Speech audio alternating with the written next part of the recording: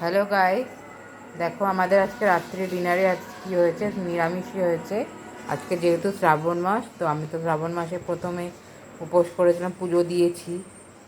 ওই জন্য আজকে এখানে আলু চচ্চড়ি হয়েছে তোমার, সর্ষে ফোড়ন দিয়ে আর হচ্ছে কারি পাতা ফোড়ন দিয়ে এই তরকারিটা করেছি। তোমরা বাড়িতে করে খেয়েও, খুব ভালো লাগে। আর একটু কাঁচা লঙ্কা চিড়ে দেবে, আর হলুদ, নুন, লাল লঙ্কার গুঁড়ো, নুন, মিষ্টি তোমার আন্দাজ মতো যেরকম যেরকম খাও সেরকমভাবে তোমরা করে দেখতে পারো, খেতে খুব ভালো লাগে।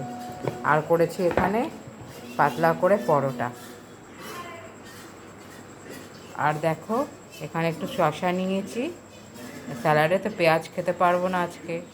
আর এখানে আছে, দুপুরেই করেছিলাম ওই সুজিটা এখনও আছে।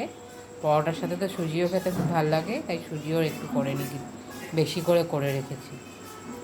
তা তোমাদের ভালো লাগলে সাবস্ক্রাইব, লাইক, শেয়ার করো। তো চলো, এখানে আজকে সারাদিনের মতো ব্লগটা রাখছি। কি করলাম না করলাম সবই দেখিয়েছি তোমাদের। তো লাইক, সাবস্ক্রাইব, শেয়ার করে দিও। রাখছি এখানে।